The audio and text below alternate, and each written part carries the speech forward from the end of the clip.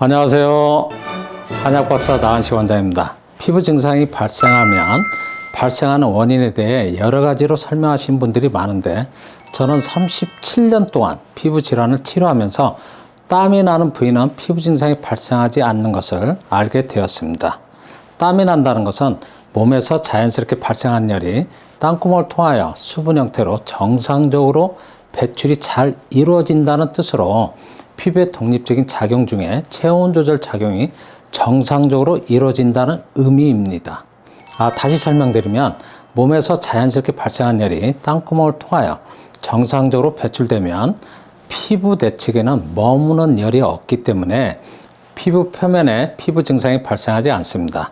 피부 증상이 발생하는 부위를 보면 일반적으로 증상 부위는 빨갛고 건조하고 열감이 있는데 빨갛고 건조하고 열감이 있다는 의미는 몸에서 자연스럽게 발생하는 열이 땀구멍을 통하여 기화열이나 수분 형태로 정상적으로 배출이 안 되어 피부 내측에 열이 머물러 있기 때문입니다. 피부 증상은 피부의 독립적인 작용 중에 체온 조절 작용이 정상적으로 이루어지지 못할 때 발생하는 증상인데 체온 조절 작용은 몸에서 자연스럽게 발생한 열이 땀구멍을 통하여 기화열이나 수분 형태로 배출이 이루어지는 작용을 말하기 때문에 열이 땀구멍을 통하여 배출되는 수단인 기화열이나 수분 형태로 배출이 안 되면 피부 증상이 발생하는 것입니다. 피부 증상이 발생하는 부위는 일반적으로 피부가 빨갛고 건조하고 증상 부위에서는 열감을 느낄 수 있는데 땀이 잘 배출되는 부위에는 피부 증상이 발생하지 않습니다 라고 설명드리면 아마도 이런 주장을 하는 분들이 많습니다. 저는 평소에도 땀이 잘 나는 체질인데 피부 증상이 왜 발생하는지 질문하시는 분들이 있습니다. 땀에는 겉땀과 속땀이 있습니다. 겉땀은 열 배출과 무관하게 피부 표면에서 수분만 배출되는 땀이고 속땀은 몸에 일시적으로 열 자극을 주었을 때 열 자극으로 인하여 일시적으로 유발된 열이 배출되는 땀입니다. 겉땀은 주변의 온도가 체온보다도 높은 곳에서는 움직이지 않고 가만히 있어도 조금만 살짝만 움직여도 땀이 나는데 이런 경우에 흘리는 땀은 열 배출과 무관하게 또 체온 조절과 무관하게 피부 표면에서 수분만 배출되는 겉땀이어서 땀이 설령 비 오듯 난다고 하여도 피부 증상이 발생하는 경우가 많습니다.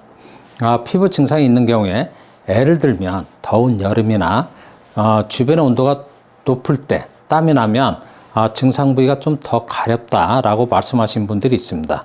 이런 경우에 흘리는 땀은 피부 표면에서 수분만 배출되는 겉땀이고 오히려 주변에 약간의 열 자극을 일시적으로 몸에 받게 되어 몸에 일시적으로 자극받은 열이 배출되지 못하고 피부를 자극하기 때문에 가려운 증상이 나타나는 것입니다.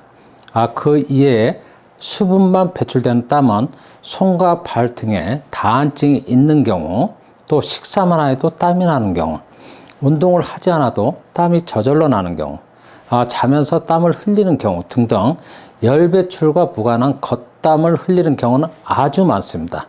다시 설명드리면 땀을 흘렸는데 개운하거나 시원하다는 느낌이 없으면 겉땀이라고 생각해 주시고 땀을 흘렸는데 시원하고 개운하다는 느낌이 들면 속땀을 흘린 것이다 이렇게 생각하시길 바랍니다.